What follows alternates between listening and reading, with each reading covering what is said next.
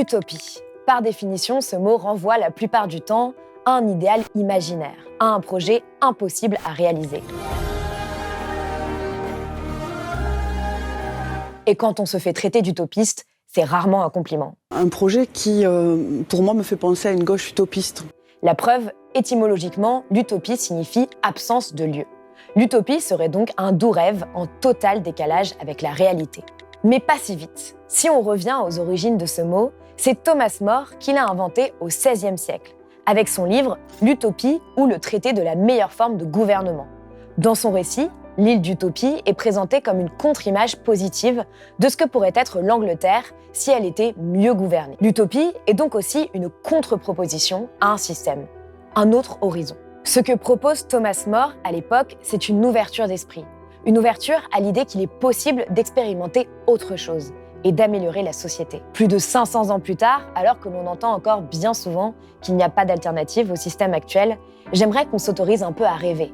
Ou plutôt, justement, à regarder la réalité autrement. Je monte sur mon bureau pour ne pas oublier qu'on doit s'obliger sans cesse à tout regarder sous un angle différent.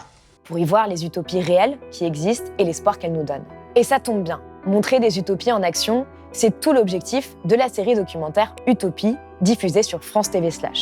De la Belgique à l'Équateur, du Pays Basque au Brésil, en passant par Israël, la Palestine ou l'Ukraine, elle nous emmène à la rencontre de ces utopistes du réel, qui chaque jour, à 10, 100 ou bien plusieurs milliers, vivent une vie autre et construisent d'autres réalités. Des hommes et des femmes qui démontrent par leurs actions qu'il est possible de faire autrement et que les utopies se conjuguent au présent. Pour en parler et commencer l'année avec un peu d'optimisme, je reçois aujourd'hui Henri Poulain et Lorraine Boudard. Utopia. Utopie. Essa utopia. Utopia. Utopia. A utopia. Utopia. Utopiste. Utopie. Utopia. Utopia. A utopia. Essa utopia. Henri Poulain, Lorraine Boudard, bonjour. Bonjour. Merci d'être venu sur le plateau de Blast. Merci à toi. Alors, vous avez tous les deux participé à la série documentaire Utopie, qui est diffusée sur France Télévisions /, donc en ligne, et qui documente des expériences utopiques à travers le monde. A utopia, outro poema, como dizia o Galeano, a utopia está no horizonte. A gente se aproxima e ela vai se afastando, mas ela serve pra gente caminhar. Henri Poulain, vous êtes réalisateur de cette série, mais vous êtes aussi le co-créateur du collectif DataGueule, qui, dès 2014, proposait des formats courts, assez rythmés, pour décoder les grands problèmes contemporains à l'aide de chiffres et d'animations. En plein cauchemar, à quoi rêvons-nous? Bonjour. Une centaine de vidéos, près de 14 heures de programme, pas moins d'une cinquantaine d'interviews, 2 longs métrages. Voilà désormais 6 ans que nous explorons les mécanismes de nos sociétés. Vous avez aussi réalisé plusieurs documentaires, dont 2 degrés avant la fin du monde, Démocratie et Invisible, les travailleurs du clic. Lorraine Boudard, vous êtes journaliste, vous êtes co-autrice de Utopie avec Henri et vous faites aussi partie du collectif éditorial avec Julien Goetz et Sylvain Lapoix. Vous avez fondé le média Climax à côté aussi, qui raconte la révolution climatique avec humour, dans un long fanzine, donc tous les 3 mois, et dans une newsletter toutes les semaines. Et, bon, je le précise comme ça, vous avez aussi coécrit le livre Les possédés, qui est une plongée dans le monde de la tech et de ses absurdités. Les présentations étant faites, on peut parler d'utopie. Pour commencer, j'aimerais vous demander pourquoi est-ce que vous avez décidé de vous attaquer aux utopies réelles. Est-ce que finalement, il n'y a pas une contradiction entre justement utopie et réel? Un paradoxe plus qu'une contradiction, je pense. Oui, je pense que c'est presque un pied de nez en fait à l'étymologie du mot utopie qui veut dire ce qui n'existe pas. Et nous, on a voulu montrer précisément l'inverse, dans une sorte de prise de judo qui a retourné en fait cette idée que l'utopie c'était une rêverie de quelques esprits un peu babacool, et pour montrer que c'était précisément l'inverse, que c'était un mode d'action, que c'était un territoire d'action très concret qui permettait d'expérimenter des organisations sociales radicalement différentes. Et donc je pense que c'était ça ce qu'on a voulu montrer avec cette idée d'utopie, de montrer que ça pouvait être tout à fait autre chose qu'un rêve, que ça pouvait être une organisation sociale très concrète et radicale. Et l'idée à l'origine de la série, vous le dites dans la plupart des dossiers, etc., c'est que vous vouliez faire taire un peu cette idée qu'on entend quand même énormément aujourd'hui, qu'il n'y a pas d'alternative à la fois à la succession de crises qu'on est en train de vivre, donc la crise écologique, la crise sociale, la crise économique, la crise migratoire, etc. Oui, c'est le grand piège qu'il faut impérativement éviter, c'est l'idée de se dire que le libéralisme aujourd'hui est le prolongement naturel de l'évolution de notre espèce, l'Homo sapiens, et que c'est ainsi, que c'est la modernité, que il y a une sorte c'est le sens de l'histoire. Voilà, et puis que c'est du naturalisme, c'est évident, c'est ainsi, ça ne peut pas être autrement. Alors qu'on sait, l'anthropologie nous apprend que depuis des millénaires, il y a eu des centaines et des milliers d'organisations sociales différentes. Et On en a parlé sur Blast avec Philippe Descola. Celle-ci est extrêmement, celle que nous vivons est effectivement est omniprésente et globalisée, mais se porte bien parce qu'elle ne cesse de nous dire qu'elle est unique, impérative. Et on a voulu effectivement documenter des contre-exemples, des endroits, des lieux, des contextes et des communautés qui nous prouvent l'inverse par le simple fait d'exister encore aujourd'hui. Pour faire cette série, vous avez lancé une campagne de financement participatif au printemps 2020. Donc ça vous a permis de récolter un peu plus de 200 000 euros. Et dans les pages de cette campagne, vous écrivez « Nous irons donc à la rencontre de ces utopies aux fondamentaux idéologiques divers et parfois opposés, écolo, libertaire, libertarien, égalitaire, élitiste, collectiviste. Nous voulons questionner en profondeur cette notion d'utopie ainsi que sa mise en pratique. » Donc votre idée au début, en fait, c'était de confronter des utopies et de se questionner sur qu'est-ce qu'une utopie. Et finalement, vous ne l'avez pas vraiment fait, parce que toutes vos utopies vont un peu dans le même sens. Pourquoi est-ce que vous ne l'avez pas fait ? Alors, c'est une super question. En fait, à l'origine, on avait en effet l'idée et l'ambition d'aller voir tous ceux qui se revendiquent utopistes. Et ça inclut, en effet, ce qu'on a appelé les utopies turbo-capitalistes. Turbo-capitalistes, carrément, d'accord. C'est-à-dire les utopies qui renouvellent le récit capitaliste qui est un peu à bout de souffle et qui tentent de remettre une pièce dans la machine. Et on a vraiment creusé cette piste pendant de longs mois. On s'est concentré sur 3 axes, à savoir le transhumanisme, les smart cities et les libertariens, avec les crypto-monnaies, etc. Et à chaque fois, on a creusé des pistes pendant des mois, on a mené des enquêtes, des entretiens, et on a été confrontés finalement à la même réalité, à savoir une forme de vide, c'est-à-dire des très beaux communiqués de presse, des très belles images de synthèse, beaucoup de moyens, et puis au final, peu de substance. Et un des exemples les plus archétypiques, je pense que c'est celui de The Line, qui est le projet de Smart City qui est porté par MBS, donc Mohammed Ben Salman en Arabie Saoudite. The line will be home to 9 million residents and will be built with a footprint of just 34 square kilometers. Vous pouvez créer une sorte de Disneyland technologique en plein désert, saupoudrer un peu de vert et d'écologie. Et puis d'aller complètement à l'encontre de ce qu'est une ville normalement, parce que justement, c'est une ville qui est toute en longueur. Exactement. C'est complètement absurde. Un trait d'architecte, une espèce de pensée abstraite. Mais qui se revendique de l'utopie et qui a été très largement relayée dans les médias en tant qu'utopie. De par, justement, je pense, ces super belles images qui avaient été créées par des studios hollywoodiens, puisqu'il a eu l'appui de techniciens qui ont travaillé pour Les Gardiens de la Galaxie, pour Christopher Nolan. Donc ça donne super envie. Et en fait, en creusant, en menant l'enquête, on s'est bien rendu compte qu'il n'y avait pas grand-chose à part ces belles images. Cette utopie va se révéler être une dystopie. Et de la communication et du marketing. Et de la communication et du marketing. Et souvent, le marketing et la communication sont au service de ces projets-là. Tout à fait. Et donc, on s'est dit, plutôt que d'aller voir finalement ce qui est très largement documenté, qui bénéficie du soutien de très vastes agences de marketing, on va aller voir à côté, on va aller voir ailleurs. Et donc, on va plutôt donner la parole à ceux qui ne sont pas dans la lumière. Je pense que c'était ça la réflexion qu'on a eue. Mais c'est vrai qu'au tout départ, on avait cette ambition-là, d'aller voir un peu partout avec un regard totalement neuf. C'est ça. Sachant que l'utopie, c'est pas nécessaire. Enfin, ça ne doit pas être déclaratif. C'est pas quelque chose qui se prône, c'est quelque chose qui se vit intégralement. Et donc, celles et ceux qu'on a pu filmer, et sur les 6 communautés, sont des gens qui intègrent totalement, d'une manière absolument, sans jamais le distinguer, l'idée, l'idéal, l'engagement et la vie. Et chaque instant de leur quotidien. Et dans tout y est politique, toujours. Mais le simple fait de vivre, de se nourrir, de dialoguer, d'échanger, et ça se passe nécessairement de toute forme de communication, de proclamation.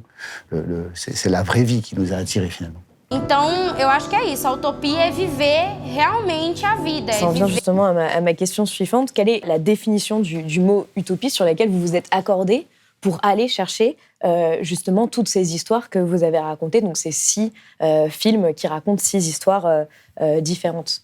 Non, mais en fait, je pense nos réponses seraient toutes différentes. La réponse de Julien, de Sylvain, de Rennes et moi sont nécessairement un peu différentes, mais pour moi, parce que même après ce film, vous avez chacun une vision différente de l'utopie.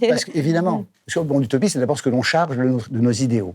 Ce qui nous semblerait effectivement nécessaire et impératif et juste et cohérent et égal et sain de mettre en place comme type d'organisation collective, de monde à construire et à vivre. Et ça, on le charge bien sûr, et ça, on était bien sûr d'accord pour le partager, cette idée d'égalité, de justice, de préoccupation du vivant, sans distinction, l'ensemble du vivant. Donc d'extrême cohérence dans le respect du vivant et l'égalité. Ça, c'est une première définition. Et puis l'idée, bien sûr, de nos utopies, c'est de faire en sorte que ces gens qui portent ces valeurs les vivent au-delà des mots, au-delà de l'idée. Que ça engage l'intégralité de leur existence. Avec toutes les difficultés qui sont liées à cette exigence extrême. Mais également parfois avec une espèce de naturel. C'est-à-dire que nous, on met des mots sur leur vie, qui ne sont pas tout à fait les leurs d'ailleurs. Et pour entendre les leurs, il faut voir les films. Ils le disent différemment. Et puis parfois, ils ne le disent pas, ils le vivent simplement. Mais ça a été notre manière de sélectionner, de choisir, de manière arbitraire évidemment, et pas exhaustive du tout. Trop parcellaire, on aimerait en faire d'autres encore, des films sur ces utopies concrètes, vivantes. Mais c'est une manière pour nous de les choisir. Mais il y a une définition, je pense, qui nous a porté tous les quatre tout au long de cette enquête et de ce reportage. C'est celle de Michèle Rios-Arcet, l'historienne, qui, elle, parle d'ouvrir les brèches. Donc elle parle de l'utopie comme une forme d'ouverture de brèche, et je pense que c'est cette définition-là qui correspond le mieux aux 6 histoires qu'on a essayé de raconter. C'est cette même volonté de ne pas se conformer à l'ordre établi, de se soulever. Il y a une forme d'élan. On parlait aussi pas mal dans nos réunions d'élan utopique, et je pense que c'est vraiment ça qui constitue une forme de fil rouge dans les 6 histoires qu'on a racontées. Et pour poursuivre dans les citations, enfin pour évoquer ceux qui nous ont inspirés, il y a Jacques Rancière, qui est un grand philosophe, qui a travaillé notamment sur la démocratie et l'égalité, et qu'on a croisé lors de nos films précédents, Démocratie, qui parle de celles et ceux qui font des trous dans le réel, des trous dans le présent, qui par conséquent échappent au récit dominant. Et moi, pour conclure sur cette question de comment on l'a choisi, je crois qu'on a choisi des gens qui vont à contre-courant, au moment où le courant n'a jamais été aussi fort.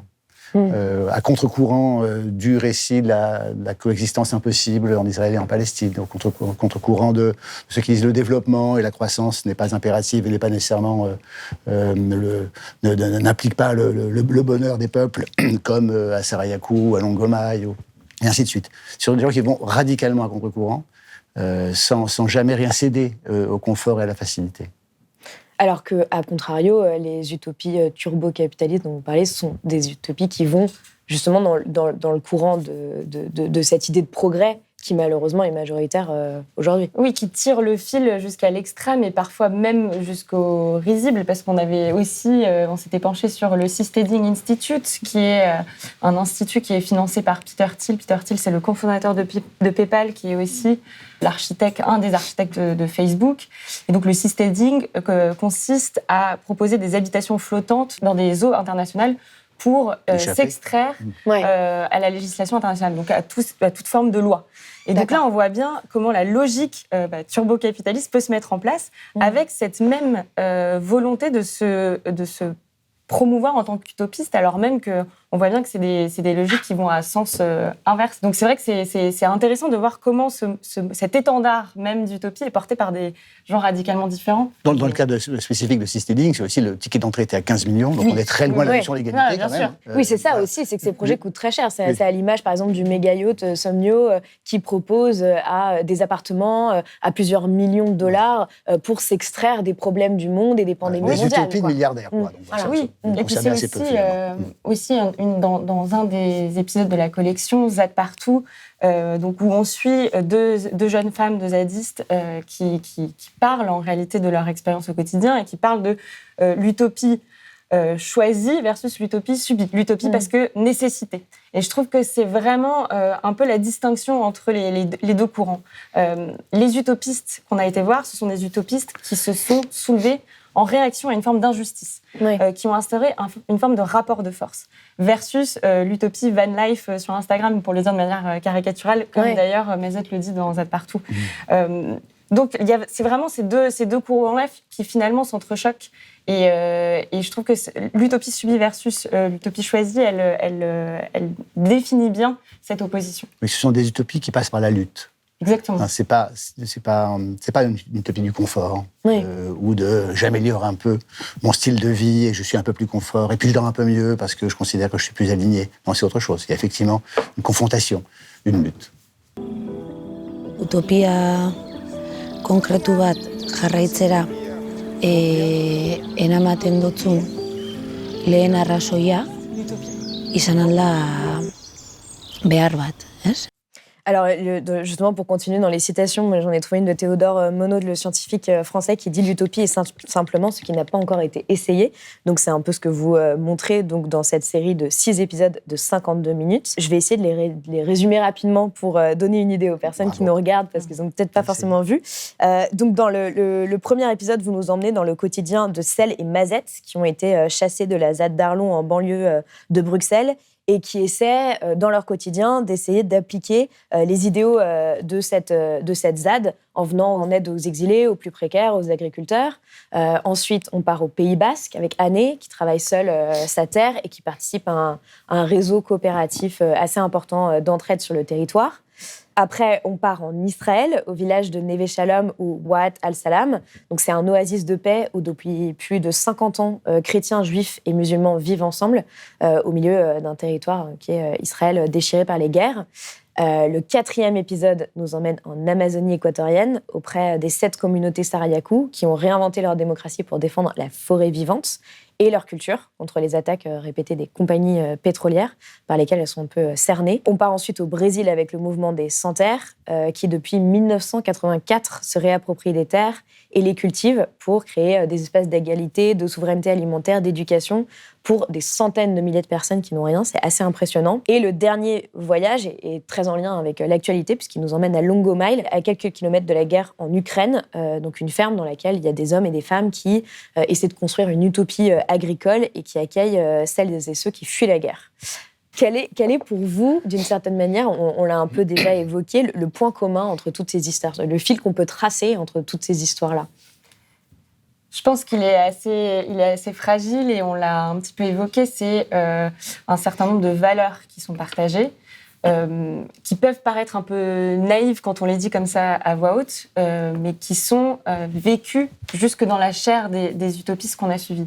Donc ça va être, comme disait Henri, la justice, l'égalité, la vraie, la dignité, l'émancipation et puis l'intensité des relations humaines. Et je trouve qu'il y a une vraie différence entre ce vécu-là des personnages qu'on suit, qui le vivent de manière peut-être plus modeste, mais jusque dans leur chair et de manière très concrète, versus les valeurs que nous, on peut voir au quotidien sur les frontons des mairies, liberté, égalité, fraternité. Et puis l'application très concrète qu'on en fait au quotidien, qui est des années-lumière de ce qui est proclamé. Et c'est un peu ce que disait Henri, c'est-à-dire l'utopie, elle ne se proclame pas, elle se vit. Et je pense que c'est là le fil rouge qu'on peut tirer sur ces 6 épisodes, c'est que ces valeurs-là, aussi modestes soient-ils, elles sont au moins vécues de manière très concrète. Et je pense qu'une autre ligne de force qu'on peut tirer, c'est l'idée qu'il n'y a pas d'utopie victorieuse. Et c'est un peu ce que tu disais aussi, c'est la lutte. Je pense qu'on a cherché, et moi j'avais vraiment l'ambition et l'envie de la trouver, cette utopie triomphante. Elle n'existe pas. C'est une lutte et c'est un rapport de force au quotidien. Et c'est ça aussi qui crée, je pense, une forme de cohérence dans ces 6 films. Je verrais un autre point commun entre ces 6 communautés. Ce sont des gens qui sont à la fois très, très vigilants et ancrés dans la réalité, qui veillent à ne rien céder à aucune facilité dans leur vie quotidienne, dans leur manière de produire, de consommer, d'échanger, de manière très locale, donc une espèce d'ancrage extrêmement précis et très, très, très exigeant à l'endroit où ils se situent, au contexte géographique, géopolitique, historique. Et en même temps, ils ne cèdent rien aux combats internationaux, aux problématiques qui sont celles auxquelles nous sommes tous confrontés, aux problématiques migratoires, par l'accueil et la solidarité, aux problématiques écologiques, évidemment. Puis on voit aussi qu'il y a des combats juridiques. Absolument. Ils vont sur tous les terrains. C'est-à-dire que cette espèce l'idée, c'est de ne pas créer une bulle, surtout pas créer de bulle pour aucune des 6 communautés. une bulle au sein desquelles elle serait effectivement relativement confortable. De temps en temps, je parle d'un confort théorique, d'un confort de cohérence. Non, il y a une espèce de fragilité aussi parce qu'il ne cède à aucun...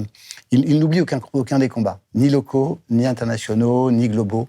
C'est pas juste on crée un petit monde confortable entre nous et puis le reste du monde va son histoire tragiquement et c'est pas grave. Non, c'est des mondes très graves. Il y a une espèce de lien très fort entre le local et l'international pour ces communautés. Oui, c'est assez frappant parce que même par exemple dans l'épisode sur Sarah Yakou, il y a une des femmes qui explique qu'elle est allée jusqu'à Washington pour porter plainte parce qu'une des compagnies pétrolières avait maltraité des jeunes hommes qui luttaient justement pour faire en sorte qu'elles ne s'approprient pas leurs terres. Donde que 4 jóvenes fueron secuestrados de parte de la empresa.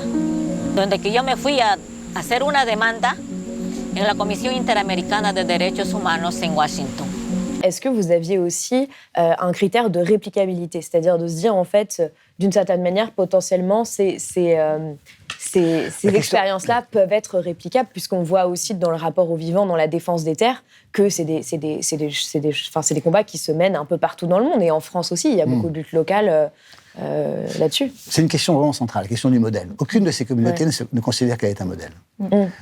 Et elle ne perd pas d'énergie à tenter de se figurer comme un modèle, parce que, indépendamment du fait qu'elle ne le fasse pas spontanément, parce que ces communautés sont ancrées dans la réalité est en mouvement et en transformation permanente, donc elles échappent à toute forme de dogmatisme, et parce qu'également, elles ont pu observer, peut-être, celles et ceux qui ont commis à mon avis, cette erreur de considérer qu'il fallait établir des modèles duplicables.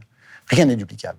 Tout est ancré dans la réalité, dans l'instant même, et cette réalité se transforme en permanence. C'est super intéressant parce que je pense que, pareil, on était peut-être, ou alors du moins peut-être moi, arrivés avec des présupposés de se dire bah, c'est super, on va ressortir de cette expérience documentaire avec des modèles duplicables, et en réalité, c'est tout l'inverse auquel on a été confrontés en se disant mais il n'y a pas de kit Ikea de l'utopiste, et on ne peut pas monter une utopie comme on monte une étagère, ça n'existe pas.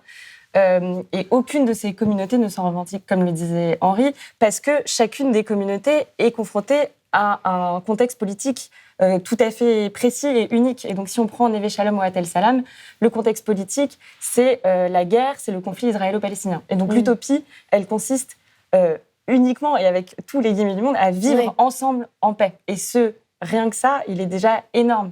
Et donc, on voit bien qu'il n'y a pas de velléité de duplicabilité dans cette utopie-là, parce qu'elle s'inscrit dans un contexte très précis et très particulier. Oui, mais il pourrait y avoir d'autres oasis de paix dans d'autres endroits en Israël ou dans d'autres pays du monde, c'est-à-dire qui permettent de faire cohabiter des communautés religieuses aussi qui habituellement n'ont pas du tout cette habitude-là. Mais sur le rapport au modèle, pour s'ériger en modèle, proposer une sorte comme ça de kit qui pourrait être duplicable, dans l'absolu si c'était possible, très bien. Mais il faudrait déjà passer par l'écrit, par le texte, par le manifeste, par la sacralisation du texte. Si on reprend le cas de Wat Salam Neve Shalom, Oasis de paix, le film commence par le témoignage d'un des leurs qui dit on a pendant 20 ans essayé d'établir une brochure pour ne serait-ce que se dire.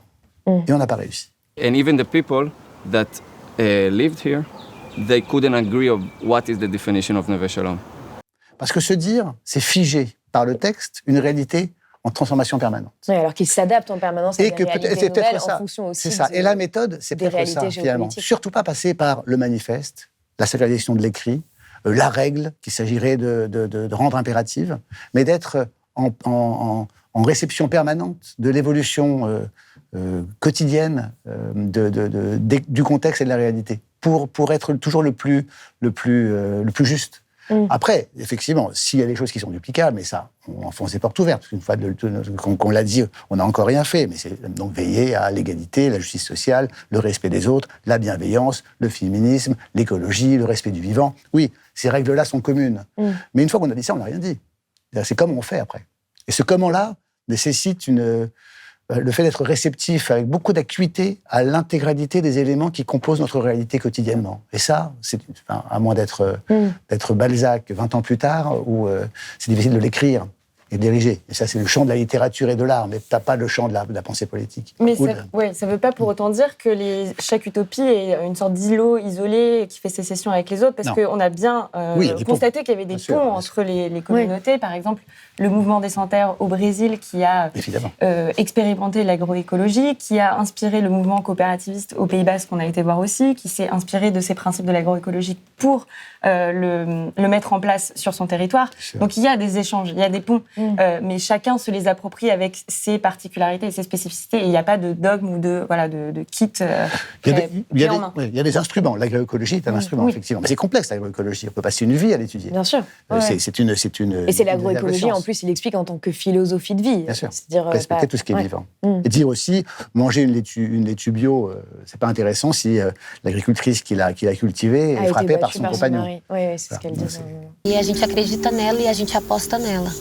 Que seja nas relações, na diminuição da desigualdade social, no acesso aos direitos humanos, seja ele a alimentação, a educação, a moradia, et que ces direitos sejam universais. Mais d'une certaine manière, on voit quand même qu'il y a des points communs, c'est-à-dire il y a cette idée un peu d'organisation démocratique qui permet aussi l'entraide, le vivre ensemble, le respect les uns des autres. Et il y a cette force du collectif, c'est-à-dire qui va complètement à l'encontre de certaines utopies qu'on pourrait imaginer, avec une sorte de figure messianique qui viendrait aider tout le monde, et surtout une présence des femmes très importante. C'est-à-dire que la plupart des personnages principaux, très leaders dans toutes ces histoires, sont des femmes. Oui, et c'était pas fait exprès. C'était pas fait exprès du tout, et ça a été la réalité de l'enquête et du terrain aussi. Ça a surgi du terrain. C'était pas du tout ce à quoi on s'attendait nécessairement, et c'est vrai que c'est des retours qu'on a beaucoup, à savoir, mais c'est tout le temps des femmes en réalité qui portent ces utopies, et c'est vrai, beaucoup aussi de jeunes femmes, comme c'est le cas par exemple à Sarayaku ou dans la Z d'Arlon aussi. Pra mudar a sociedade do jeito que a gente quer, participando sem medo de ser mulher, porque a luta não é só dos companheiros. Participando sem medo de ser mulher, pois sem mulher a luta vai pela metade.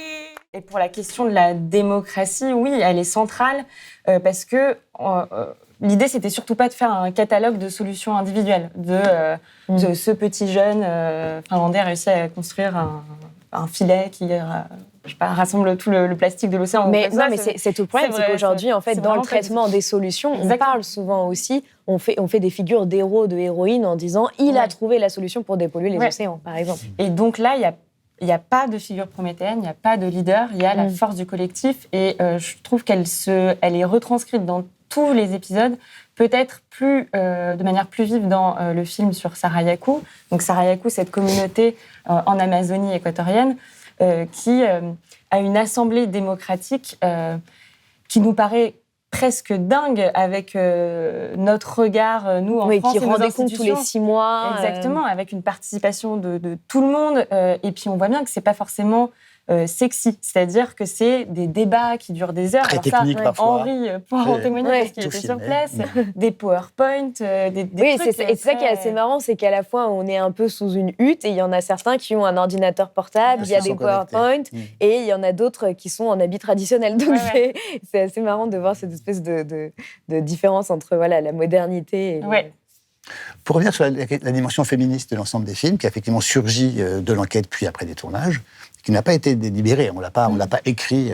Vous n'êtes pas dit on va filmer des femmes. Non, vraiment pas. C'est le fruit de la démarche documentaire et du surgissement du réel. Moi, j'ai une hypothèse. C'est une hypothèse, et je pense qu'elle est parcellaire. Je pense que, de certaine manière, pour bâtir des contre-mondes, il faut effectivement, par nécessité, se sentir... on réagit parce qu'on considère que le monde dont on est tous quand même, à l'exception peut-être de nos amis de Sarayaku, mais on est dans un monde... Nous sommes tous des enfants du libéralisme et du patriarcat. Et pour rompre avec ces mondes-là, avec ces codes-là, l'obsession du commerce d'un côté et le rapport de force où les hommes dominent, et bâtir des contre-mondes, il faut être une femme, il faut subir cette domination. Et les hommes ont plus de difficultés, finalement. Nous, les hommes, on se sort bien de ce monde-là. On a peut-être moins de nécessité à réinventer intégralement autre chose. Et je crois que la force aussi des femmes dans ces mouvements et leur surprésence, le fait qu'elles soient très souvent motrices et en première ligne, naît aussi de ce patriarcat qui domine très globalement le monde occidental, qui donne ses codes au reste de la planète. Dans l'épisode sur le mouvement des Sans-Terre, il y a des scènes très fortes, justement, de solidarité entre femmes et qui lisent des textes féministes, etc. Et dans l'épisode sur Sarayaku, il y a Abigail qui dit, en parlant des compagnies pétrolières, on est le caillou dans leurs chaussures parce que d'autres peuples se sont mis à résister. Finalement, chacune de ces utopies est un peu le caillou dans la chaussure du système actuel, en fait. Donc l'idée, c'est quoi? C'est qu'il y en ait de plus en plus, en fait, de cailloux. L'idée, c'est en effet de critiquer le présent, parce que, comme on le dit, c'est-à-dire qu'à chaque utopie, le point de départ est le même. C'est celui d'un élan, d'une réaction face à une injustice. Donc pour Sarayaku, par exemple, ça a été l'attaque des compagnies pétrolières de leur territoire. Le conflit israélo-palestinien pour Neve Shalom ou At El Salam. Et donc, c'est cette idée de critiquer le présent, tout en imaginant un mieux être, un mieux vivre et un autre chose, tout en imaginant faire autrement. C'est une alternative aux effets de tribune, aux yaka faucons, à celles et ceux qui attendent soit le grand soir, soit la victoire électorale de un tel ou un tel, qui s'en remettent, qui délèguent à l'organisation politique du moment, à la marge de l'histoire, leurs espérances. Déléguer ses espérances, je trouve ça assez tragique finalement. Et je suis touché de voir qu'il y a des gens sur cette planète qui ne délèguent pas leur espérance et qui les vivent, qui vivent leurs rêves, vraiment, et qui le font. C'est une des participantes, une des créatrices, des fondatrices de Longomai qui nous le dit à la fin du film Longomai. Ce qui est important, c'est qu'il y a une manière d'espérer dans les minorités agissantes, qu'elles peuvent changer non pas le monde, mais quelque chose dans le monde. Avec cette humilité aussi, qui est inhérente à la figure de l'utopiste. C'est-à-dire que je vais changer l'intégralité du système organisationnel d'abord de l'OCDE, puis de l'intégralité de la planète et de la globalisation des échanges du jour au lendemain parce que je vais être élu ou parce que je vais faire la révolution. Foutaise, on le sait bien. C'est des bêtises. C'est de la promotion, c'est du marketing. C'est le même marketing finalement que celui qui consiste à tirer une ligne en disant voilà, je vais faire une ville idéale. C'est pas vrai, ça marche pas comme ça. Non seulement ça marche pas comme ça, mais de surcroît, ça renforce ce récit libéral de la solution unique, l'homme providentiel, rarement la femme, mais bon, parfois aussi, c'est ce qu'ils disent tous, de la réussite, du succès, de ces masses comme ça qui suivront un leader éclairé ou un mouvement collectif spontané. Ça n'existe pas, c'est du récit. Eux nous proposent d'autres récits, des récits plus en phase avec le réel, avec cette dimension qui est la nôtre, les quelques-uns partagés à un endroit, et puis c'est quelques-uns, c'est quelques milliards certes, mais c'est quelques dizaines ici, c'est quelques millions au Brésil, quelques dizaines, quelques centaines à Neve Shalom, quelques milliers à Sarayaku, et juste quelques dizaines à Longomai, mais ils font de manière cohérente, ils créent, ils n'attendent pas, ils ne s'en remettent pas aux autres. Je trouve que c'est une bonne nouvelle, parce qu'il n'y a pas beaucoup de bonnes nouvelles en ce moment. Oui. Oui, il n'y a pas d'attente du grand soir à aucun moment. Et ça, je pense que vraiment, ça revient dans les 6 films qu'on a tournés. Il n'y a pas du tout cette idée de la grande révolution qui va nous libérer, etc. Il y a plus vraiment cette idée de la vivre. Et il n'y a pas non plus... je pense que visionner ces 6 films ne donne pas nécessairement une vague d'optimisme délirante, mais ça donne quelque chose de peut-être plus tangible, qui est de l'espoir. C'est de l'espoir d'agir et de se mettre en mouvement. Donc je pense que oui, il y a vraiment cette humilité et cette modestie, mais qui pousse à l'action, je pense. Enfin, j'espère. Et aussi le fait d'être maître de son récit. C'est-à-dire qu'on subit des récits, on hérite de récits. On est le fruit de récits qui précèdent, qu'on relaie plus ou moins, auxquels on participe. Ces femmes et ces hommes, et ça, Maïan à Neve Shalom nous le dit clairement. Et voilà, Neve Shalom, c'est pas un modèle. On ne peut pas, par l'existence de Warat Salam Neve Shalom, changer la politique d'Israël aujourd'hui et résoudre le conflit israélo-palestinien, ce conflit de la coexistence impossible qui charrie un racisme, des brutalités absolument folles. On le changera. En revanche, on peut nous raconter. Nous racontons. Nous sommes une histoire. qui peut et comme on passe par les une récits, histoire extrêmement puissante. et une très belle histoire, et une histoire de la vie ensemble, et une histoire également de gens qui partagent un espace commun et un temps commun, en étant eux-mêmes porteurs de deux récits a priori antagonistes. Le récit de la catastrophe pour les Palestiniens et le récit d'une utopie sioniste au préalable, qui a été également socialiste par ailleurs, etc., qui est complexe, ce sont des récits complexes. Mais ces deux récits originellement divergents, finalement, peuvent coïncider et peuvent faire émerger un troisième récit, qui est le récit de cette rencontre. Et ce récit-là, il se déclame pas, il n'est pas écrit isolément par quelqu'un ou par 2-3 plumes, non, il est vécu par des dizaines de personnes, par des enfants, des jeunes gens, des gens plus âgés, qui coexistent et qui élaborent un récit de la vie au quotidien, et qui peut être raconté, ce qu'on a tenté de faire dans ce film. Et ce qui est passionnant, en plus, c'est qu'il y a beaucoup de jeunes qui sortent du village et qui ensuite vont être porteurs de cette histoire et qui vont avoir un tout autre rapport à ce conflit, un tout autre rapport à la différence de foi, d'opinion, et qui sont dans vraiment quelque chose d'empathie et de compréhension. Et c'est ça qui est très fort dans le film, c'est qu'en fait, on les voit en permanence en train d'essayer de se comprendre et d'y arriver, en fait, la plupart du temps, alors que c'est quand même vraiment l'un des conflits où on se dit, dès qu'on met sur la table un dîner, en général, ça se passe pas toujours très très bien. C'est un récit de la complexité, je veux dire. C'est un récit qui est riche du fait qu'il n'y a pas des bons et des méchants, de noir et de blanc. Et c'est complexe. Yann le dit aussi. Moi, je trouve ça effectivement assez fort. Le fait d'assumer dans un récit. Le récit, c'est des lignes de force. Effectivement, on sait bien. On tente d'en élaborer, même en faisant des films. Donc, on a tendance un peu à simplifier, parce que plus on simplifie, plus c'est efficace. Il y a des climax, il y a des coups de théâtre, il y a des happy-end ou non. Enfin voilà. Ce sont des lignes assez franches. Le récit de la complexité, c'est plus difficile à partager. ונווה שלום זה סיפור. וכשהם מעבירים בסרט את הסיפור של נווה שלום, אז זה עוד סיפור שהם נחשפים אליהם. ואז את הסיפור הזה הם יכולים להאמין לו, הם יכולים להקשיב לו, הם יכולים להתייחס אל הסיפור הזה, להשוות אל הסיפור הזה. Néanmoins, c'est pas parce que c'est plus difficile qu'il faut y renoncer. Et ils ne renoncent pas au récit de la complexité. Et il y a des intensités, il y a des vraies beautés dans cette complexité qu'ils élaborent et qu'ils partagent. Alors justement, j'aimerais parler un peu rapidement de la réalisation. Donc, dans les films, vous êtes avec les personnages, il n'y a pas de voix off. Souvent, ils nous racontent des choses qu'on ne voit pas forcément, parce que vous n'utilisez pas d'images d'archives, il n'y a pas de pédagogie à outrance. On est avec eux tout simplement, on vit avec eux. Pourquoi est-ce que vous avez décidé d'avoir ce parti pris en réalisation ? Parce qu'on pourrait avoir envie de soutenir leur récit en montrant les images d'archives, en montrant les impacts qu'ils ont pu avoir. En complétant le récit par des informations que voix off pourrait porter, etc. Je crois que initialement, l'idée est vraiment de se dire, parce qu'on l'a beaucoup fait avec Data Gueule, il y avait une voix off qui était omniprésente et on illustrait tout ce que la voix off disait. Donc vraiment, on s'est beaucoup confronté à cette logique de la surillustration. Oui, ce mode de récit. Et puis de la voix off omniprésente. Et la voix off, qu'est-ce que c'est ? Une voix off, c'est une immanence. Qui nous parle ? Les auteurs, la réal. C'est le réel vu d'en haut.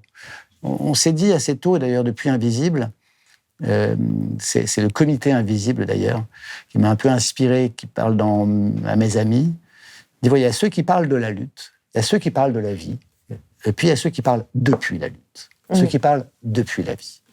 Et effectivement, dans cette démarche documentaire, depuis Invisible et sur Utopie, l'idée était de dire, ce sont elles et eux qui vivent ce qu'on veut partager, qui ont à dire ce qu'ils et elles vivent. Il n'y a que leur voix qu'on peut entendre. Pas les nôtres. Nous, on a juste à tendre l'oreille et à essayer, par le truchement du montage, ce qui n'est pas rien, j'en ai conscience. C'est vraiment, le montage est fondamentalement un arbitraire, donc il y a une brutalité dans le montage. Mais au moins, ne rajoutons pas à l'arbitraire du montage l'immanence d'une voix off. Et puis, la sélection d'une illustration qui crée une distance entre la parole de l'instant et l'image qu'elle est censée évoquer, qui là aussi est un nouvel arbitraire. L'idée de dire ce qui compte, c'est maintenant, quand la présidente de Sarayaku nous raconte son voyage à Washington en 2002, ce qui compte, c'est qu'elle nous le raconte maintenant. C'est pas qu'il ait eu lieu nécessairement. Il se trouve qu'effectivement, c'est important qu'il ait eu lieu, que ce voyage ait eu lieu. C'est important qu'ils aient obtenu un moratoire sur l'exploitation par les pétroliers de la nappe de pétrole qu'il y a sous leur territoire. Néanmoins, ce qui est important, c'est qu'elle continue à porter cette parole. C'est une manière encore de dire on ne regarde pas cette lutte-là d'un autre temps, avec des images d'un autre temps, ou d'ailleurs, c'est elle qui nous parle. Et on va prendre le temps de l'écouter. Et ça passe par également ces choses de ces 3 fois rien, c'est pas grand-chose qui font toute la différence. Le souffle, le regard, l'émotion qui passe par la manière dont les choses sont dites. Voilà, c'est une espèce d'approche à la fois pour nous très humble et en même temps cette humilité qui consiste à dire écoutons-les et tentons de. Il y a une sorte de montage un peu que je fais toujours un peu minimal. On monte le moins possible, on cut le moins possible, on essaie d'être le moins brut. Oui, on est sur le temps long et d'ailleurs il y a beaucoup de scènes de repas dans la plupart. C'est un peu le fil directeur. Il y a toujours une scène de repas dans chacun. Il y a toujours des scènes de repas. C'est le collectif. Et ce qui compte, c'est pas seulement parfois ce qui est dit, c'est aussi comment c'est dit. C'est le silence entre les mots. Alors, on n'est pas dans la contemplation, il y a du tempo parce qu'il faut faire avec ces codes du récit documentaire pour n'oublier personne. Et on n'est pas dans une espèce de contemplation un peu. Donc, il y a du rythme et des intensités, mais ce sont aussi des récits, non pas des temps forts, mais des temps faibles, de la vie quotidienne. C'est comment est-ce qu'on vit au quotidien quand on est à 2 jours de pirogue de la première. Non, quand on vit, parce qu'ils savent pas, ils la construire, ils l'ont construit, ils la vivent. Eux-mêmes disent on n'est pas une utopie, on a une expérience. On vit notre vie depuis, alors pour Serayaku, depuis des temps immémoriaux. Alors on a effectivement adapté à la réalité notre rythme, mais bon, à la marge finalement pour eux. C'est se voir effectivement en assemblée 2 fois par an minimum, et passer 4-5 jours tous ensemble. Et la quasi-intégralité de la communauté se réunit et discute et aborde toutes les questions. Pour le reste, c'est à peu près équivalent à ce qui a été vécu il y a 1 siècle, 2 siècles, 3 siècles, 4 siècles. Donc, ils ne tentent pas de construire, simplement poursuivre un mode de vie qui est évidemment riche d'égalité, de justice, de rapport aux vivants, parce que la démocratie là-bas, c'est pas simplement les humains, c'est également les êtres vivants de l'intégralité, c'est la faune et la flore. Ce qui est très surprenant, et ça, c'est pas une posture, c'est une cosmologie très différente. Nicolas a pu décrire aussi, il décrit beaucoup mieux, évidemment, et plus précisément. Mais c'est réel, c'est tangible. Cette démocratie avec l'intégralité du vivant, il le vit depuis toujours. Et eux, ils veulent juste lutter pour préserver ça, pour ne pas être broyés par la corruption, l'argent, la brutalité d'extraction, etc. Donc la lutte, c'est juste pour survivre. Ils ne construisent pas, ils préservent. C'est une autre dynamique. Est-ce qu'il y a justement parmi ces utopies réelles, il y en a qui vous ont particulièrement marqué, vous Lorraine, à la recherche et peut-être vous Henri sur le terrain, où vous gardez des souvenirs un peu... Ouais. C'est hyper compliqué comme question parce qu'on a nécessairement de choisir entre vos enfants. non, mais je veux dire des choses qui vous viennent où ça reste quoi. Moi j'ai beaucoup aimé ZAD Partout, donc où on suit 2 jeunes femmes qui ont perdu la ZAD en fait, donc qui ont perdu la ZAD d'Arlon en Belgique et qui sont sur tous les fronts et il y a une dynamique un peu crépusculaire de comment on vit une fois qu'on a perdu son utopie, comment on continue de la faire vivre. Et je trouve que ce récit-là, il est super fort parce qu'elles sont sur tous les fronts, elles sont de toutes les luttes et on a envie d'être avec elles. Et je trouve que c'est vraiment un film qui donne envie de se mobiliser et de passer à l'action, de se mettre en mouvement, etc. Donc c'est un film qui m'a particulièrement touchée, moi, d'autant plus qu'on a beaucoup rencontré Sal et Mazette, qui sont les 2 protagonistes principales du film, qu'on les a rencontrés personnellement, qu'une relation s'est tissée. Et oui, je pense que c'est peut-être celui qui m'a le plus touchée. Après, en réalité, les 6 ont leur spécificité. Il y en a qui sont peut-être plus surprenants, vu de France, que d'autres. Peut-être que celui-là est moins exotique parce qu'il s'inscrit dans un milieu qu'on connaît plus, mais peut-être que du coup c'est aussi celui vers lequel on peut le plus s'identifier parce qu'on dit qu'on pourrait. Oui, parce que ce qu'elles font est assez simple. On pourrait être. Elles font de l'aide alimentaire, elles aident dans des chantiers. Dans la mesure où elles le font. Peu de gens finalement. Donc je pense que c'est peut-être ça aussi la force de ce récit-là. Moi, je suis strictement incapable de faire dire quelque hiérarchie que ce soit, vraiment incapable, parce que j'ai beaucoup d'émotions et j'étais vraiment bouleversé par chacune de ces rencontres. J'ai passé du temps avec ces gens-là, avec elle et eux, et ça a été, bouleversant au sens premier du terme. Ça, moi, je pense, transformé par ces rencontres. Et puis après, moi, Oreste à Longomaï, en Ukraine, le dit, ce qui est important, c'est l'amitié. Ce qui est important, c'est l'affection, ce sont les sympathies, et parfois les antipathies aussi, mais ce qui se tisse naturellement, on fait avec.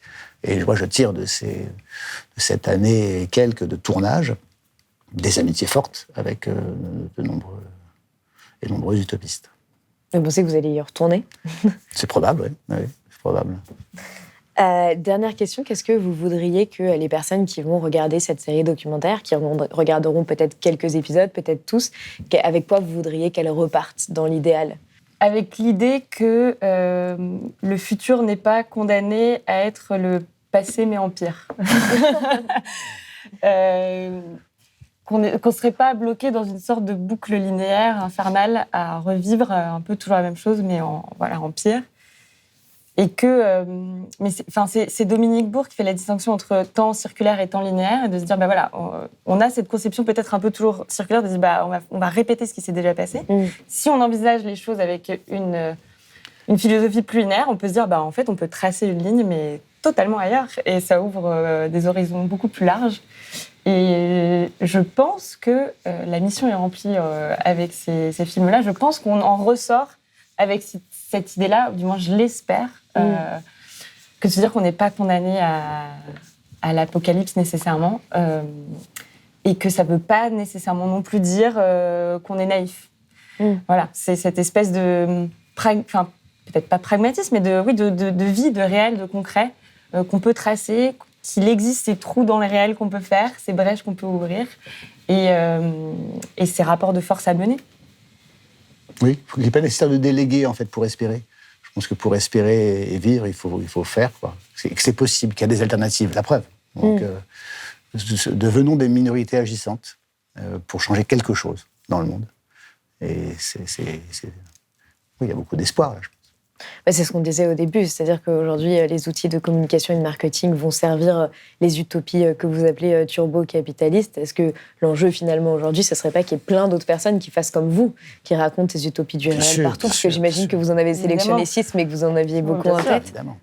Puis en plus, on les a filmées dans un temps donné. Elles évoluent. Et puis, le Longomaï aujourd'hui n'est pas le même Longomaï que celui que j'ai filmé il y a quelques mois. Sarayaku non plus. Et c'est ça qui est intéressant. Et d'ailleurs, on voulait, par exemple, filmer les zapatistes, qui étaient les zapatistes, ils racontent leur propre récit eux-mêmes. Dès lors qu'on l'a appris et qu'ils le font très très bien, on n'a pas à le faire. C'est-à-dire que finalement, c'était aussi l'utopie de l'historien Henri de Sarcey, dire que chacun raconte sa propre histoire. Racontez vos histoires, partagez-les. Et faites-le régulièrement. Nous, on va essayer de... j'ai l'impression qu'on a mis nos caméras... Que trop souvent, les caméras sont sur le pont du Titanic, confrontés à ces multiples crises, à tous ces icebergs sociaux, humanitaires, écologiques, voilà. Et que les caméras sont braquées là-haut, quoi. Là où ça danse, là où ça divertit, là où il y a des effets de tribune, où il y a les mecs, il faut voter pour moi, vous verrez, etc. Là. Nous, on est allés filmer ailleurs, en bas, en soute au sens, pas le péjoratif du terme, au contraire, c'est noble, où des gens font. Et eux, à la fois, ils écopent, et en même temps, ils colmatent, et en même temps, ils ont planté, puis il y a un truc intéressant qui pousse, et puis c'est beau, voilà. Allons, mettons nos caméras, ou nos plumes, ou nos vies, ailleurs que sur cette grande scène un peu hystérique et dramatique, et finalement assez pauvre, et pas très intéressante. Merci beaucoup à tous les deux d'être venus sur Blast. Et donc, je rappelle qu'on peut retrouver cette série documentaire sur France Télé Slash à partir du 12 janvier. Merci. Merci, Paolo. C'est la fin de cet entretien. J'espère qu'il vous a redonné un peu de force pour commencer l'année. Comme d'habitude, vous trouverez les liens de la série documentaire Utopie et d'autres ressources pour aller plus loin en description de la vidéo. Si cet échange vous a plu, vous a donné des idées ou pourquoi pas même inspiré, n'hésitez pas à le partager au maximum autour de vous ou sur vos réseaux sociaux. Parce que c'est aussi grâce à vous que l'on peut faire connaître notre travail au plus grand nombre. Et n'oubliez pas de vous abonner à notre chaîne YouTube et d'activer la cloche pour voir toutes nos nouvelles vidéos dès leur sortie. Je le rappelle, Blast est un média indépendant. Et si désormais, nous ne sommes plus en danger grâce à votre mobilisation exceptionnelle à la fin de l'année, nous avons toujours besoin de vous pour regarder vers l'avenir. Alors si vous le pouvez, prenez un moment pour faire un don ou vous abonner sur blast-info.fr. À très vite sur Blast.